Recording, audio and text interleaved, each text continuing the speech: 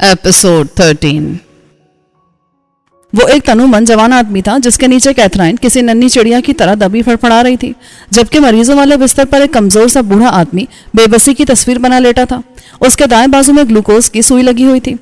बस एक नजर में इस मंजर को देखने के बाद वो किसी औकाब की तरह कैथराइन पर छाए आदमी की तरफ झपटा और उसे कॉलर से पकड़कर इस जोर से खींचा कि वो एक ही झटके में खड़ा हो गया।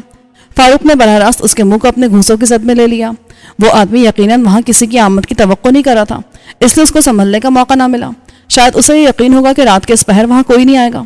इस यकीन की वजह से ही उसने कमरे को अंदर से लॉक करना भी जरूरी नहीं समझा था। यूं फारूक को बासानी अंदर दाखिल होने का मौका मिल गया और वो निहायत गज़ो गज़ब के आलम में उस खबीस को मजा चखा रहा था, जिसने इब्तिदाई 4-5 घूसे तो खामोशी से खा लिए, लेकिन फिर संभल कर अपने दिफा के लिए हरकत में आया और बड़ी जोर से अपनी दाएं टांग फारूक के घुटने पे मारी। उस घुटने पर थाने में किए गए टॉर्चर के नतीजे में भी एक जख्म आया था। जख्म पर चोट लगी तो फारूक बिलबिला सा गया। मुकाबिल को मौका मिल गया कि उस पर दूसरा हमला कर सके। इस बार उसने अपने भारी सर से फारूक के सीने को निशाना बनाया। सीने पर लगने वाली सर की यह ज़रब भी खासी जोरदार थी, जिसने फारूक को चंद कदम पीछे हटने पर मजबूर कर दिया। अपनी इस कामयाबी पर मुकाबिल को जोश चढ़ गया। वो मुक्का तानकर फारूक पर हमलावर हुआ, लेकिन इस बार उसे कामयाबी नसीब न हुई। फारूक ने दरमियान में उसकी कलाई पकड़कर इस जोर से मोड़ी कि वो बेसाख्ता चीख उठा। फारूक ने इसके बावजूद भी उसकी कलाई को उस वक्त तक ना छोड़ा जब तक उसे ये यकीन न हो गया कि कलाई का जोड़ खुल चुका है।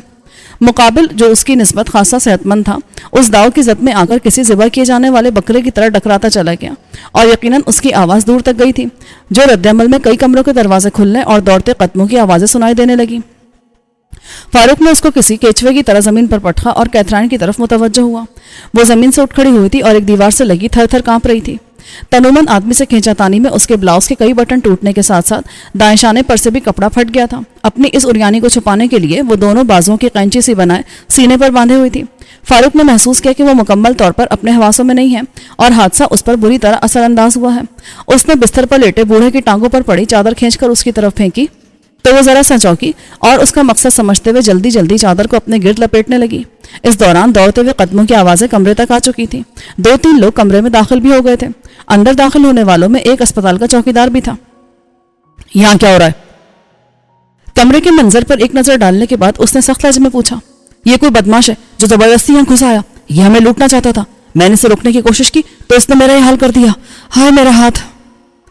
फारूक से मार खाकर फर्श पर गिरने वाले ने जरा सी देर के लिए अपनी हाय वाय छोड़कर नहायत दर्द भरे लहजे में दुहाई दी। उसके इस झूठ पर फारूक को तैश आ गया। उसने पैर की एक जोरदार ठोकर उसके पहलू में मारी। झूठ बोलता साला, अभी यहीं तेरा काम तमाम कर दूंगा।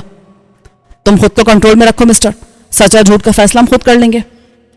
एनओसी के कमरे में पहुंचने वाले एक खुश लिबास और मतीन से आदमी ने कदरे सख्त लहजे में फारूक को टोका तो उसने घूरकर उस शख्स को बगौर देखा। फौरन ही उसे उस आदमी की जेब के ऊपर लगा बैज नजर आ गया, जिसके मुताबिक वो यहाँ अस्पताल के मुंतजिम के फराइज अंजाम दे रहा था। उसका नाम बैज पर आचार्य लिखा था। आप अपने स्टाफ को ढंग की सिक्योरिटी नहीं दे सकते तो और कौन सा काम ठीक कर लेंगे?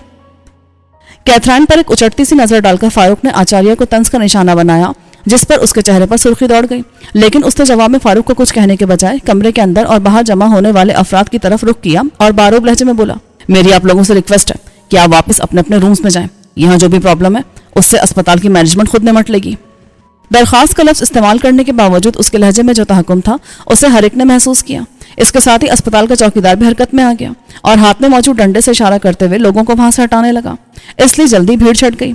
इस भीड़ में फारूक को जानी का चेहरा भी नजर आया। वो बेचारा खासा परेशान और हवास बाख्ता था। फारूक ने उसे हाथ के इशारे से मुतमईन रहने का कहते हुए वापस अपने कमरे में जाने की हिदायत की। जब वहां से सब लोग हट गए तो आचार्य ने कमरे का दरवाजा बंद करवा दिया और सबको छोड़कर कैथराइन की तरफ मुतवज्जो हुआ।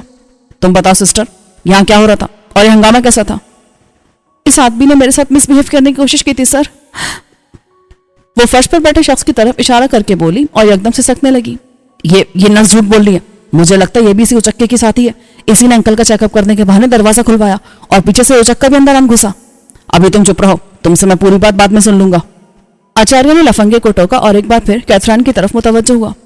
तुम पूरी तफसील बताओ सिस्टर। उसके हुक्म पर सिसकती हुई कैथराइन ने किसी न किसी तरह खुद पर काबू पाया और रुक रुक कर बताने लगी।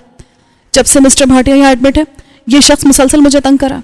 शुरू में इसने मुझे लालच देकर बहलाना फुसलाना चाहा, लेकिन जब देखा कि मैं इसके जाल में फंसने के लिए तैयार नहीं हूँ तो इसने धमकियां देनी शुरू कर दी। मैंने डॉक्टर गुप्ता से इसकी कंप्लेंट भी की थी, लेकिन उन्होंने ये कहकर मुझे टाल दिया कि यह आदमी मिस्टर भाटिया का भतीजा है और मिजाजन थोड़ा सा दिल फेंक है। लेकिन मुझे उससे डरने की कोई ज़रूरत नहीं, کیونکہ اسپتال کی چار دیواری میں میرے ساتھ کچھ بھی الٹا سیدھا نہیں کر سکتا۔ ان کے کہنے پر میں نے خاموشی اختیار کر لی اور اس کی فضول حرکتوں کو اگنور کرتی رہی۔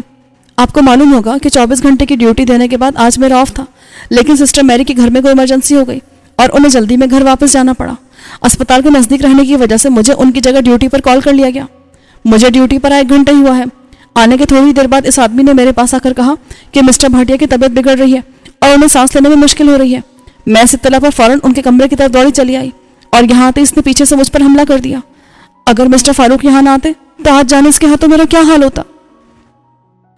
اپنی بات کہہ کر وہ ایک بار پھر رونے لگی۔ یہ نرس جھوٹی ہے، خود کو اور اپنے ساتھی کو بچانے کے لیے مجھے پھنسانے کی کوشش کر رہی ہے۔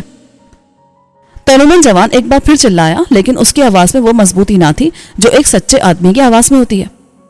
سسٹر جھوٹ نہیں بول رہی، منوہر نے اس کے ساتھ سچ مچ وہ سب کچھ کیا ہے جو اس نے بتایا ہے۔ یہ میرا بھتیجا ضرور ہے، پر ایک بد کردار آدمی ہے جو پہلے بھی کئی لڑکیوں کا جیون تباہ کر چکا ہے۔ بستر پر لیٹے نحیف و نزار مسٹر بھاٹیا نے بالکل اچانک گواہی دے کر صورتحال کو صاف کر دیا۔ تم میرے ساتھ ایسا نہیں کر سکتے انکل، منوہر نامی وہ نوجوان غیظ سے چلایا۔ سوری مائی سن، میں پہلے ہی اپنے مرے ہوئے بھائی کی محبت میں تمہیں بہت ڈھیل دے چکا ہوں، لیکن آج تم نے میری نظروں کے سامنے جو بے شرمی دکھانے کی کوشش کی، اس کے بعد مزید تمہاری سائیڈ لے کر میں اپنے من پر اور بوجھ نہیں ڈال سکتا۔ بوڑھے بھاٹیا نے بھتیجے سے نظریں چرا لی۔ وہ بیچارہ بوڑھا اور کمزور ہونے کے علاوہ ایک پیر سے معذور بھی تھا، اس لیے عملی طور پر کوئی قدم اٹھانے کے بجائے اوباش بھتیجے کو صرف زبان سے ہی باز رکھنے کی کوشش کرتا رہا تھا۔ یہ آدمی پیے ہوئے سر، اس کے منہ سے شراب کا بو آ رہا ہے۔ چوکیدار، جو اس خدشے کی بنیاد پر منوہر کے نزدیک ہو گیا تھا کہ کہیں وہ بھاگنے کی کوشش نہ کرے، جوش سے چلایا۔ اسے قابو میں رکھو، میں بھی پولیس کو کال کرتا ہوں۔ اپنے اسٹاف کے ساتھ ایسا سلوک کرنے والے کو میں کسی صورت معاف نہیں کر سکتا۔ آچاریہ نے غصے سے کہا اور پھر بستر پر لیٹے بھاٹیا کی طرف رخ کر کے بولا، سوری مسٹر بھاٹیا، مجھے آپ کے بھتیجے کو پولیس کے حوالے کرنا ہی ہوگا۔ جواب میں بھاٹیا فقط سر ہلا کر رہ گیا، البتہ منوہر شور مچانے لگا اور التجائیں کرنے لگا۔ انکل پلیز ہیلپ می، مجھے ارسٹ ہونے سے بچا لو انکل، میں ارسٹ ہو گیا نا تو تمہاری بھی بہت بدنامی ہوگی۔ آئی پرومس آئندہ کوئی غلط کام نہیں کروں گا اور من سے تمہارا پورا خیال رکھوں گا۔ وہ اپنے انکل کو ڈراوے بھی دے رہا تھا اور اس سے التجائے بھی کر رہا تھا، لیکن بھاٹیا نے اس کو مکمل طور پر نظر انداز کر دیا۔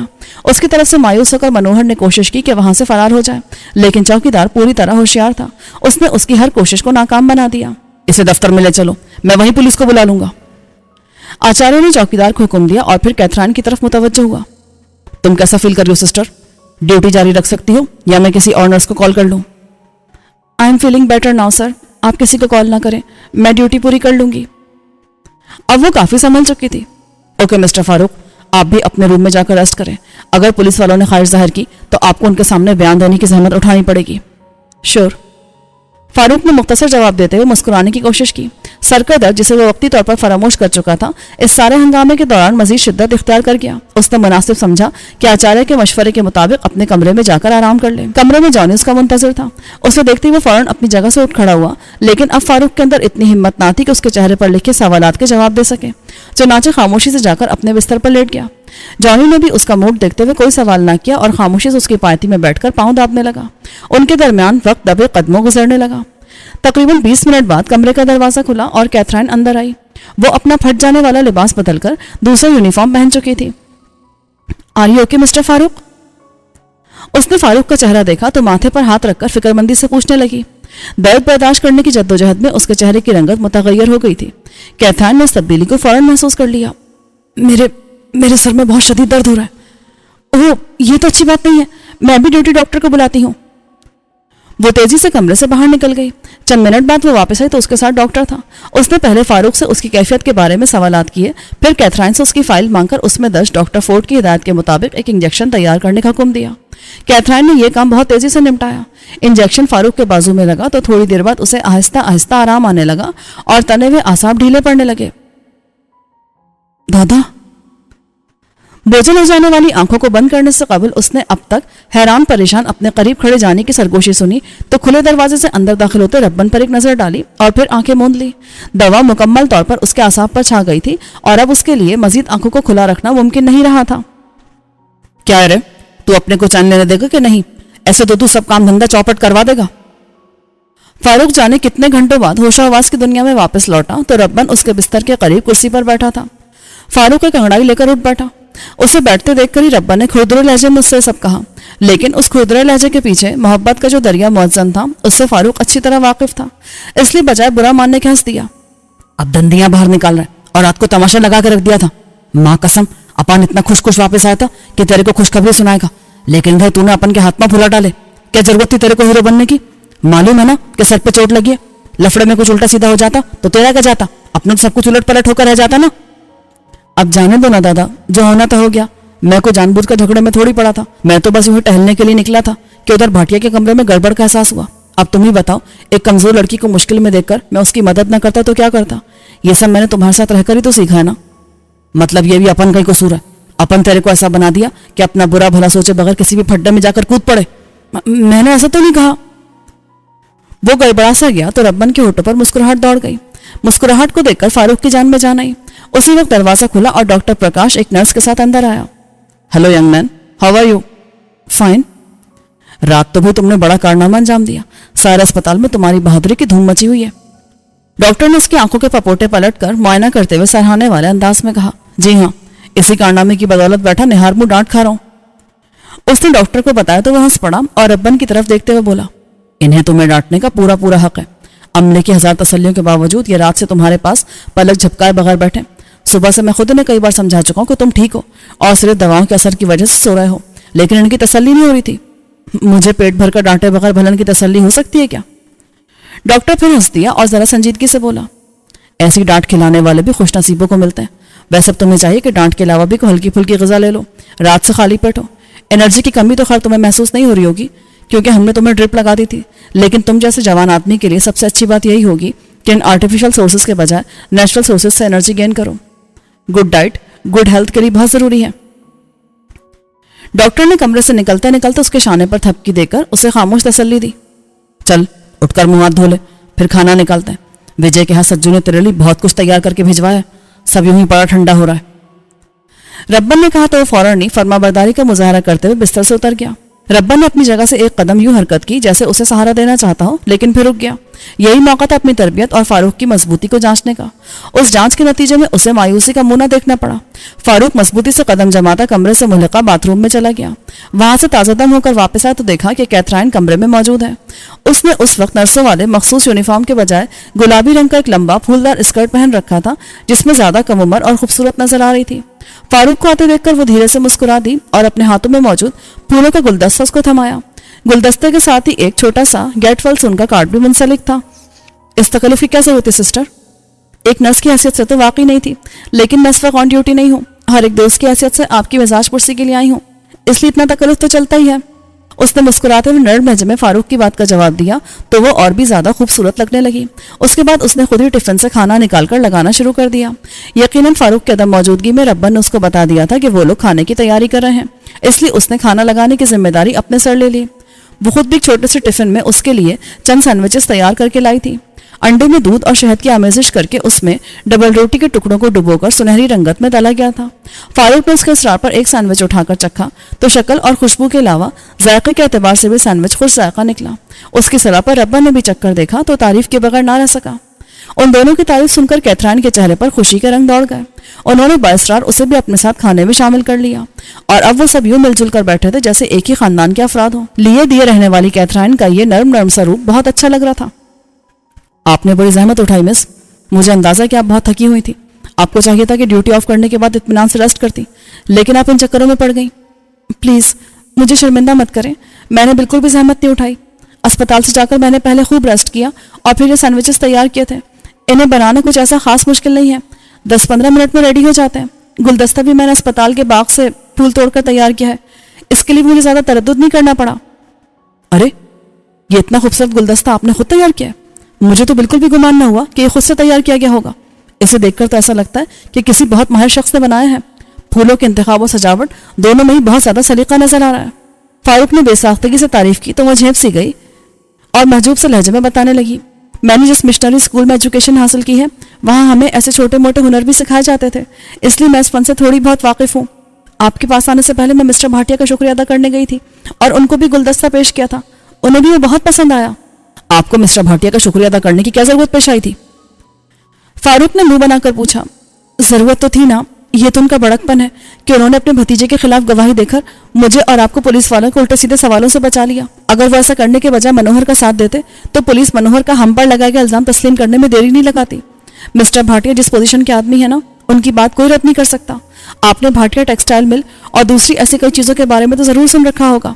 وہ بہت پیسے والے آدمی ہیں اور ان کے بڑے بڑے عہدیداروں اور سیاستدانوں سے تعلقات ہیں۔ ربن بول اٹھا، یہ ٹھیک بولتی ہے، ارے بھاٹیا سچ مچ بڑی اونچی پارٹی ہے، اپن خود بھی اس سے ملنے کا سوچ رہا تھا۔ مسٹر بھاٹیا نے تو خود آپ لوگوں سے ملنے کی خواہش کا اظہار کیا ہے۔ میں نے ان سے کہا تھا کہ پہلے میں آپ لوگوں سے معلوم کر لوں پھر انہیں لے جاؤں گی۔ بیچارے معذور ہیں نا، ویل چیئر کے بغیر ادھر ادھر نہیں جا سکتے۔ کیتھرائن نے انہیں بہت کام کی اطلاع دی۔ ربن کے لیے ایک اچھا شگون تھا کہ بھاٹیا خود ان سے ملنے کی خواہش رکھتا تھا، چنانچہ میں فوراً ہی بول اٹھا، اس کو ادھر لانے کی تکلیف مت کرو، اپن خود ادھر ہی جا کر اس سے مل لے گا۔ اپن کو معلوم ہے کہ وہ چل پھر نہیں سکتا۔ پچھلے سال اس کی موٹر کے ایکسیڈنٹ کی خبر چھپی تھی اخبار میں۔ خبر میں تھا کہ حادثے میں اس کی ٹانگ بری طرح کچلی گئی تھی کہ جان بچانے کے لیے ڈاکٹروں کو کاٹنی پڑ گئی۔ اس کے بعد سے وہ سالہ ویل چیئر پر آ گیا ہے۔ ربن ایک دادا تھا جو اپنے بنائے ہوئے اصولوں پر بے شک چلتا تھا، لیکن اپنی دنیا میں قدم جمائے رکھنے کے لیے اسے ایسے سرمایہ داروں کی بھی ضرورت تھی، چنانچہ وہ موقع سے فائدہ اٹھانے کے موڈ میں نظر آتا تھا۔ اس کی معلومات بھی خوب تھی اور شاید اپنے باخبر رہنے کی عادت کی بنا پر ہی وہ ہمیشہ کامیاب بھی رہتا تھا۔ ٹھیک ہے، میں مسٹر بھاٹیا کو بتا دوں گی کہ آپ خود ان سے ملاقات کے لیے تشریف لا رہے ہیں۔ گفتگو کے دوران ان تینوں نے کھانا کھا لیا تھا۔ کیتھرائن نے سلیقے سے برتن سمیٹنے شروع کیے۔ اس کام سے فارغ ہونے کے بعد وہ کچھ ہی دیر میں وہاں سے رخصت ہو گئی۔ اسے نائٹ شفٹ میں ڈیوٹی کے لیے دوبارہ اسپتال آنا تھا، اس لیے اپنے گھر جا کر وہ کچھ دیر اور آرام کر لیتی تو اس کے لیے مناسب تھا۔ اس کے رخصت ہونے کے فوراً بعد ہی گولو اور سجو وجے کے ساتھ چلے آئے۔ اڈے کے لوگوں میں وہی دونوں فاروق سے ملنے کے لیے زیادہ بے قرار تھے، اس لیے ربن نے وجے کے ہاتھوں انہیں ملاقات کے اوقات میں بلا بھیجا۔ گولو خوب بھیج بھیج کر فاروق سے گلے ملا اور چھو چھو کر دیکھتا رہا کہ اسے کہاں کہاں چوٹ آئی ہے۔ اس کے مقابلے میں سجو کا انداز ذرا شرمایا ہوا تھا۔ فاروق نے اسے خود سے گلے لگایا اور پھر ان کے درمیان گفتگو کا سلسلہ چل نکلا۔ باتوں باتوں میں فاروق کو خیال آیا کہ کل سے رامو استاد کی شکل دکھائی نہیں دی۔ وہ اس کے بارے میں استفسار کرنے لگا، ارے آپ کو نہیں معلوم فاروق بھائی، رامو استاد تو ادھر مجو دادا کی گدی پر بادشاہ بنا بیٹھا ہے۔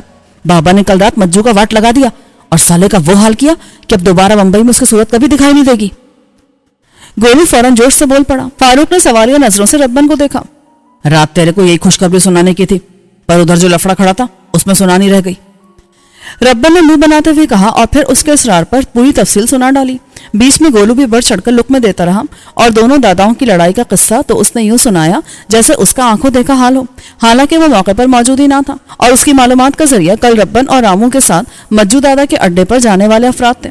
ان افراد میں سے ہی اس نے ہر ایک سے یہ قصہ الگ الگ کریت کریت کر اتنی تفصیل سے سنا تھا کہ کسی چشمدید گواہ سے بھی زیادہ معلومات کا ذخیرہ جمع کر لیا تھا اور اب ان معلومات سے فاروق کو مستفید کرا تھا۔ فاروق نے بھی پوری دلچسپی سے یہ قصہ سنا۔ اسے خوشی ہوئی کہ مجو کو ضرورت سے زیادہ ڈھیل دینے کے بجائے ربن اس کا کانٹا ہی نکال دیا۔ اس نے دل کی گہرائیوں سے ربن کو اس کامیابی پر مبارکباد دی۔ تیرے کو معلوم ہے اپن کو گدی چوکی کا لالچ نہیں ہے، اگر ایسا شوق ہوتا تو ایک ایک کر کے بمبئی کے سارے داداؤں کو للکار ڈالتا۔ اپن بڑا بول نہیں بولتا، پر اس سچ کو کون انکار کر سکتا ہے کہ ابھی اکھا ممبئی میں کوئی ایسا دادا نہیں ہے جو چاقو بازی میں ربن کے سامنے ٹھہر سکے۔ اپن اڈے کی چوکی کو بڑی ذمہ داری سمجھتا ہے، دادا کو اوپر نیچے دائیں بائیں آگے پیچھے سب طرف دیکھنے کا رہتا ہے، اور ہوتا تو دادا بھی انسان کا بچہ ہی ہے نا، اکیلا کتنے علاقوں کی چوکی سنبھال کر چاروں کھوٹ ڈھنگ سے نگاہ رکھ سکتا ہے۔ ابھی ادھر مجو کے اڈے پر رامو کو بٹھا کر آیا ہے، پر ادھر اپنے اڈے کا بھی تو دھیان رکھنا ہے نا۔ ٹھیک ہے ادھر سارا پرانا آدمی ہے، پر پرانا آدمی کے سر پر سے بھی نگرانی ختم کر دو نا تو 6-8 دن میں سارا سب چوپٹ ہو جاتا ہے۔ تو اگر ادھر اسپتال میں نہیں پڑا ہوتا نا تو اپن تیرے کو ادھر کی چوکی پر بٹھاتا، پر تو میرے کو تنگ کرنے کو مانگتا ہے۔ یہاں اسپتال کے بستر پر پڑ گیا ہے اور مجھے بھی اپنے ساتھ باندھ لیا، وہ بیچارہ رامو اکیلا کدھری دیکھے گا۔ اس کی مبارکباد کے جواب میں ربن نے ایک بار پھر اس کی اچھی خاصی گوشمالی کر ڈالی۔ اصل میں وہ فاروق کو دوسری بار پڑنے والے اس دورے کے بعد مزید ڈر گیا تھا اور یہ بات اچھی طرح سمجھ رہا تھا کہ اسے فی الحال جولیٹ کے معاملات سے بالکل الگ رکھنا بہت ضروری ہے، لیکن ایسا کب تک ممکن ہو سکے گا یہ اسے سمجھ نہیں آ رہا تھا، اور اسی پریشانی میں وہ بار بار جھنجھلاہٹ کا مظاہرہ کرنے لگتا۔ میں خود کب اسپتال میں رہنا چاہتا ہوں، میں تو پہلے دن سے کہہ رہا ہوں کہ اڈے پر چلتے ہیں، وہاں سب کے درمیان رہ کر میری طبیعت خود بخود سنبھل جائے گی، اور پھر مجھے بیماری ہے بھی کیا، ایک ذرا سردردی تو اٹھتا ہے، وہ تو اپنے گولو کے مالش سے بھی ٹھیک ہو جائے گا۔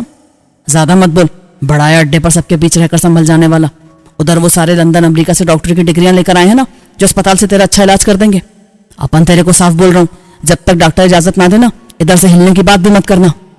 فاروق بھائی کو ایسے مت ڈانٹو بابا، دیکھو تو بیچاروں کا چہرہ کیسا ہو گیا، اب تم نے جو کچھ کہا نا تو اپن رونے لگے گا۔ गोलू से सूरत-ए-हाल बर्दाश्त न हुई तो उसने फौरन रब्बन को टोक दिया। एक वही तो था जो ऐसी जुर्रत कर सकता था। रब्बन संभल गया। उसे एहसास होने लगा कि वो जरूरत से ज्यादा शदीद रद्द-ए-अमल का मुजाहरा कर रहा है। चल, तू कहता है तो माफ कर देता हूं। फिर उसने गोलू और सज्जू को अड्डे पर वापस जाने के सिलसिले में हिदायत दी। उसके हुक्म पर वो दोनों दिल से ना चाहते हुए भी अस्पताल से रवाना हो गए। क्या बात है दादा, कोई परेशानी है क्या? तुम मुझे उलझुल जैसे लगते हो। उन दोनों के जाने के बाद फारूक ने रब्बन की तरफ बगौर देखते हुए पूछा, अपन के 100 धंधे जिनमें अपन ही उलझा रहता है, अब देख उस भाटिया सेठ से मिलने जाने का भी है। मालूम तो हो कि उसे अपन से मुलाकात का शौक क्यों हो रहा है। रब्बन ने होशियारी से गुफ्तगू का रुख बदल डाला। मैं भी साथ चलता हूँ, बहुत लंबी नींद देकर उठा हूँ, अब दोबारा लेटने को जी नहीं चाह रहा। ऐसे कमरे में अकेला पड़ा रहकर क्या करूंगा? अच्छा है ना, जरा भाटिया से गपशप में समय अच्छा गुजर जाएगा। चल ठीक है, आजा। वो दोनों एक दूसरे के शाना बशाना चलते हुए भाटिया के कमरे तक पहुंच गए। भाटिया तकियों के सहारे बिस्तर के सिरहाने से टेक लगाकर बैठा हुआ था। उसके हाथ में जूस का ग्लास था और वो काले कोट में मलबूस अपने किसी मुलाकाती से बात कर रहा था। इसके बावजूद उसने उन दोनों का गर्मजोशी से इस्तकबाल किया और बिस्तर पर बैठे ही बैठे दोनों से बारी बारी हाथ मिलाने के बाद अपने मुलाकाती से भी मुतारिफ करवाने लगा। ये मिस्टर रायचंद है, मेरे कानूनी मुशीर।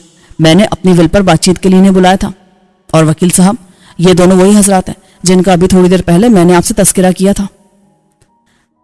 उसने बारी बारी दोनों फरीकैन को एक दूसरे से मुतारिफ करवाया। अगर तुम मसरूफ है सेठ तो अपन बाद में आ जाएगा, तुम पहले अपना जरूरी काम निपटा लो। रब्बन ने भाटिया को पेशकश की। अरे नहीं नहीं, इसकी कोई जरूरत नहीं, वकील साहब रवाना होने ही वाले थे। जी हाँ, ये ठीक कह रहे हैं, मैं अपना काम निपटाकर बस वापस जाने ही वाला था। आप हजरात पूरे इत्मीनान से यहाँ बैठ सकते हैं। वकील ने अपने कागजात तरतीब से ब्रीफकेस में रखे और वहां से रवाना हो गया। वकील के जाते एक नर्स कमरे में आ गई और उन दोनों को वहां बैठा देखकर ठिठकी। अभी तुम बाहर आओ सिस्टर, वकील की तरह ये भी मेरे बहुत अहम मुलाकाती हैं और मैं कुछ देर तन्हाई में इनसे बात करना चाहता हूँ। भाटिया ने उसी रोब से नर्स को हुक्म दिया जो कीमतन इंसानों की खिदमत हासिल करने का खासा होता है। उसका हुक्म सुनकर नर्स फरमाबरदारी से बाहर निकल गई। ये नर्स मैंने स्पेशली अपने लिए हायर कर रखी है, लेकिन मनोहर अपनी मौजूदगी में उसे मेरे रूम में रुकने नहीं देता था। मैं खुद भी अहम मुलाकातों के समय से बाहर भेज देता हूँ, बहुत ओबीडियंट लड़की है।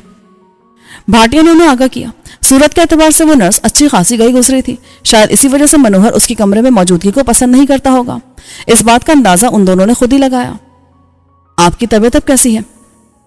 फारूक ने मुहज़्ज़िबाना अंदाज में उसकी खैरियत दरियाफ्त की। अपना तो अरसे से जलने बुझने वाली बत्ती की तरह हिसाब चल रहा है। अभी देखो तो रोशन, अभी देखो तो अंधेरा। पल पल में हालत बदलती है और आए दिन अस्पताल का आना जाना लगा ही रहता है। आप बताइए, आपका क्या हाल है? सिस्टर कैथराइन बता रही थी कि रात खासी तबीयत बिगड़ गई थी। फारूक को बहुत जांचती नजरों से देखते हुए भाटिया उससे पूछने लगा। ये निगाहें उस नहीफ व नज़ार बूढ़े की निगाहों के मुकाबले में बहुत मुख्तलिफ थी जिनमें कल फारूक ने बेबसी और मजबूरी देखी थी। ये एक ठेठ कारोबारी आदमी की निगाहें थी जो सौदा करने से पहले सामने वाली पार्टी को अच्छी तरह ठोक बजाकर देख लेने के ख्वाहिशमंद होती हैं। जी हाँ, थोड़ा सा सर में दर्द हो गया था, पर अब मैं बिल्कुल ठीक हूँ। कैथराइन की जुबानी इल्म में आया था कि आप मुलाकात के ख्वाहिशमंद हैं, तो हमने मुनासिब समझा कि आपको जहमत देने के बजाय हम खुद यहाँ चले आए। कैथराइन, प्रिटी गर्ल, अगर कल तुम ना आते तो मनोहर उसका जीवन बर्बाद कर देता। मुझे कतई अंदाजा नहीं था कि मनोहर इस हद तक बिगड़ चुका है कि मेरी नजरों के सामने बेशर्मी का खेल खेलने की कोशिश करेगा। टाइम पर गले में पट्टा नहीं डालोगे ना तो ऐसे ही देखने को मिलेगा। रब्बन ने पहली बार गुफ्तगू में दखल दिया तो भाटिया उछल से गया। पल भर के लिए उसके चेहरे की रंगत मुतगय्यर हो गई, लेकिन फिर उसने खुद को संभाल लिया। ठीक बोल रहे हो दादा, लेकिन ये खून के रिश्ते की कशिश ही अलग होती है। साला आदमी को अंदर से कमजोर कर देती है और वो जानबूझकर अनजान बनने की गलती कर बैठता है। मनोहर मेरे स्वर्गवासी भाई की निशानी है। ये सिर्फ 14 वर्ष का था जब मेरा भाई हार्ट अटैक से मर गया। उसके मरने के बाद मैंने मनोहर को पाला। मेरी अपनी बस एक ही बेटी है, इसलिए मनोहर को मैंने भतीजे से ज्यादा बेटे की मोहब्बत दी। मैं सोचता था बड़ा होने पर दोनों का आपस में विवाह कर दूंगा। बेटी घर में रहकर राज करेगी और भतीजा अपने और मेरे बिजनेस को संभाल लेगा। इस ख्वाहिश में मैं मनोहर को वक्त से पहले इख्तियारात देता चला गया। उसने अपने पिता के हिस्से का कारोबार खुद संभालने का मुतालबा किया, तो मैंने ये सोचकर कि अच्छा है वो कारोबारी गुर सीख लेगा, उसकी बात मान ली। थोड़ा सा मन में यह भी विचार था कि कहीं इनकार करने पर वो ये ना सोचे कि चाचा ने उसके हक पर कब्जा कर लिया है। मनोहर के तेवर भी कुछ ऐसे ही थे। मैं अपने तजुर्बे से उसे फायदा पहुंचाने के लिए बिजनेस के बारे में जब पूछगछ करता तो उसे नागवार गुजरता और वो समझता कि मैं उसकी निगरानी करने की कोशिश कर रहा हूँ। बहरहाल मैंने उसे उसके हाल पर छोड़ दिया और नतीजे में चंद वर्षों में वो सारा बिजनेस ठप कर बैठा। सब गंवाने के बाद वो मेरे पास आकर रोया धोया तो मैंने ये सोचकर गले लगा लिया कि अपने ही अपनों को सहारा देते हैं। ये ठोकर खाकर आया है, अगर इसको मैं सहारा नहीं दूंगा तो कौन संभालेगा। वो भी बड़ी फर्माबरदारी से मेरे अंडर काम करने लगा। उड़ते उड़ते मुझ तक ये खबरें पहुंचती थी कि मनोहर शराब और औरतों के चक्कर में पड़ा रहता है। इन खबरों पर मैंने कान नहीं धरा कि सारे पैसे वालों के लड़के ये सब करते हैं। अपनी जवानी में मैं खुद भी किसी से कम ना था। ब्याह हुआ तो संभल कर चलने लगा। मनोहर के बारे में भी यही समझता था कि दामाद बनाकर नाक में नकील डाल लूंगा, पर इस बार मेरी बेटी ने मुझे मायूस किया। वो साफ बोली कि उसे मनोहर से ब्याह नहीं करना, क्योंकि वो अपने किसी यूनिवर्सिटी फेलो को पसंद करती है, और अगर मैंने उसकी पसंद को स्वीकार नहीं किया तो वो अपना कानूनी अधिकार इस्तेमाल करते हुए उससे कोर्ट मैरिज कर लेगी। वो कोर्ट मैरिज करती तो सोसाइटी में मेरा ही नाम बदनाम होता, इसलिए मैंने उसे खुद ही उसके यूनिवर्सिटी फेलो से ब्याह दिया। वो मिडिल क्लास है और एक सरकारी दफ्तर में छोटा मोटा अफसर है। ब्याह पर मैंने बेटी को दहेज तो खूब दिया, पर साफ साफ बता दिया कि प्रॉपर्टी में से एक धेला उसका नाम नहीं करूंगा। बेटी और जवाई दोनों ने कोई एहतजाज न किया। वो दोनों हफ्ता 10 दिन में मुझसे मिलने भी आते रहे। मेरा जवाई मेरी बहुत इज्जत करता, पर मुझे शक था कि वो मुझे राम करने के लिए ऐसा करता है कि एक दिन उसकी शराफत से मुतासर होकर मैं अपनी प्रॉपर्टी बेटी के नाम कर दूंगा। हो सकता है मेरा शक ठीक भी हो, पर मुझे उसे आजमाने का मौका नहीं मिला। विवाह के 1 वर्ष के अंदर अंदर मेरे जवाई का ट्रांसफर लुधियाने हो गया, और ट्रांसफर के ठीक 1.5 माह बाद किसी ने दफ्तर से आते हुए उसकी हत्या कर दी। किसने, ये कभी पता नहीं चल सका। मेरी बेटी बिमला विधवा होकर वापस मेरे पास आ गई। मनोहर का कहीं ब्याह नहीं हुआ था, इसलिए मैंने चाहा कि अब उन दोनों को आपस में ब्याह दूं, पर बिमला राजी न हुई। उसका कहना था कि मरे हुए पति की मोहब्बत के अलावा भी वो मनोहर जैसे औबाश को इस लायक नहीं समझती कि उसे अपना पति बनाए। मैंने उसको बहुत समझाया कि पैसे वालों में ऐसी बुराइयां होती हैं और वो अपने मरे हुए मिडिल क्लास पति से मनोहर की आदतों का मवाजना ना करे, पर उस बेवकूफ़ लड़की को कुछ समझ ना आया। उल्टा वो कॉलेज में लेक्चरर की नौकरी करके कॉलेज के हॉस्टल में रहने लगी। घर सिर्फ छुट्टियों में आती है। जब कार एक्सीडेंट में मेरा एक पाँव कटा तो बिमला उस रोज मेरे साथ ही मोटर में बैठी थी। वो तो उसकी लक अच्छी थी कि उसकी तरफ के दरवाजे का लॉक ठीक से नहीं लगा था, इसलिए जब एक्सीडेंट हुआ तो दरवाज़ा खुल गया और वो खुले दरवाजे से बाहर जा गिरी। गिरने से उसको चोटें तो बहुत आई, पर फिर भी बचत हो गई। ड्राइवर बेचारा अलबत्ता मौके पर ही हलाक हो गया। पुलिस की तफ्तीश से पता चला कि गाड़ी के ब्रेक्स फेल हुए थे। कैसे, ये पुलिस भी ना पता चला सकी। बिमला ने शक जाहिर किया कि इसके पीछे मनोहर का हाथ हो सकता है, पर मैं ना माना। एक्सीडेंट के बाद मनोहर ने दिन रात जिस तरह मेरी खिदमत की, मेरे मन में उसके खिलाफ कोई बुराई आ ही नहीं सकती थी। वैसे भी जब से वो लौटकर मेरे पास आया था, कभी मेरे साथ ऊंची आवाज में बात नहीं की थी, कभी मेरी आज्ञा का पालन करने से ना चूका। ये तो मेरी अपनी बेटी थी जो हर बार मेरी नाफरमानी करती थी। एक्सीडेंट के बाद भी वो मेरी मर्जी के खिलाफ वापस अपनी नौकरी पर चली गई। मेरे मन में उसके लिए बहुत गुस्सा था। मैंने फैसला कर लिया था कि वो मनोहर से विवाह करती है तो ठीक है, वरना उसे मेरी प्रॉपर्टी में से एक धेला भी नहीं मिलेगा। मनोहर की गलत हरकतों की खबरें मिलती रहने के बावजूद मैंने अपनी प्रॉपर्टी उसके नाम करने का सोच लिया था, लेकिन ये बात बस मेरे और मेरे वकील के बीच ही थी। जाने क्यों मैंने इस बात को छिपाया, लेकिन इस छुपाने से मनोहर मुझ पर खुल गया। एक्सीडेंट के बाद से मेरी सेहत मुसलसल खराब रहने लगी। हालांकि मैं डॉक्टर्स के एडवाइस पर बहुत अच्छी डाइट ले रहा था।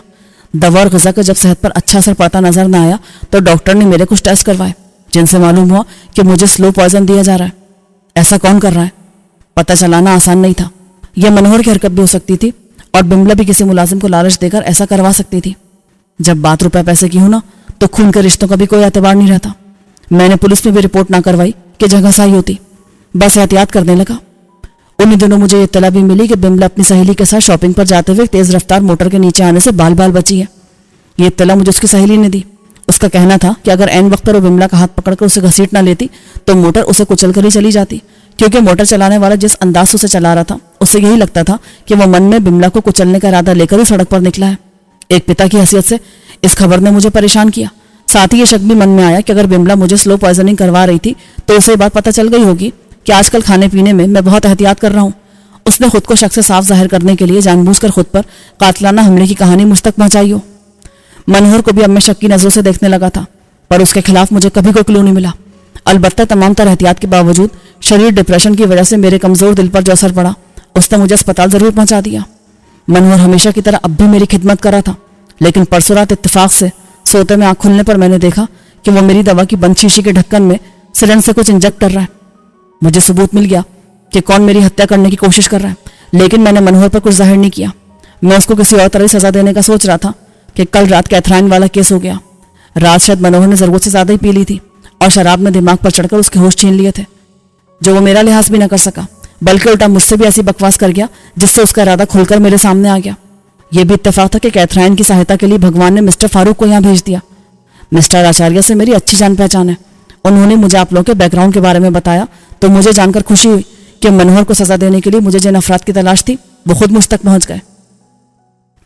بھاٹیا نے اپنی طویل کہانی کے اختتام پر جو جملے کہے وہ خاصے چونکا دینے والے تھے۔ یعنی وہ جانتا تھا کہ وہ اس وقت بمبئی کے ایک دادا سے ملاقات کر رہا ہے اور اس ملاقات کے پیچھے اس کی اپنی کوئی غرض چھپی ہوئی تھی۔ اپنے کو معلوم تھا سیٹھ کہ تم کسی کام کے واسطے اپنے کو ملنے کو مانگتا ہے۔ کام تم نے اپن کو بول دیا، اب یہ بتاؤ کب، کیا، کدھر اور کیسے ہونے کو مانگتا ہے۔ ربن کا انداز بالکل پروفیشنل تھا۔ اپن اس نمک حرام کو اچھی طرح سبق دے کر خلاص کرنے کو مانگتا ہے، وہ بھی بہت جلدی۔ ابھی وہ تھانے میں، لیکن تم اس کا چنتا مت کرو، کل ہی اس کا بیل ہو جائے گا اور پھر تم اپنا کام کرنے میں آزاد ہوئیں گا۔ بھاٹیا نے ربن کے یہ انداز میں اس کو جواب دیا اور پھر تفصیل سے بتانے لگا کہ وہ اپنے نمک حرام بھتیجے کو کس طرح کے انجام سے دوچار کرنا چاہتا ہے۔ فاروق 8 سال سے ربن کے ساتھ تھا اور اچھی طرح جانتا تھا کہ بدماشوں کی دنیا میں اپنا وجود قائم رکھنے ربن شریف لوگوں کے لیے کون کون سی خدمات بامعاوضہ انجام دیتا ہے۔ پھر بھی اسے بھاٹیا کی انتقام کے شعلوں سے بھڑکتی خواہش سننے کے لیے خود پر جبر کرنا پڑا۔ ربن نے فوراً اس کی کیفیت محسوس کر لی، سو اس کا شانہ تھپکتے ہوئے نرمی سے بولا، تو تھک گیا ہوگا رے، جا کر اپنے کمرے میں آرام کر لے، اپن سیٹ کی بات سن کر ابھی ادھر آتا ہے۔ اس کی طرف سے ملنے والی یہ اجازت فاروق کے لیے ایک نعمت تھی، چنانچہ فوراً اٹھ گیا اور بوچھل قدموں سے اپنے کمرے کی طرف چل پڑا۔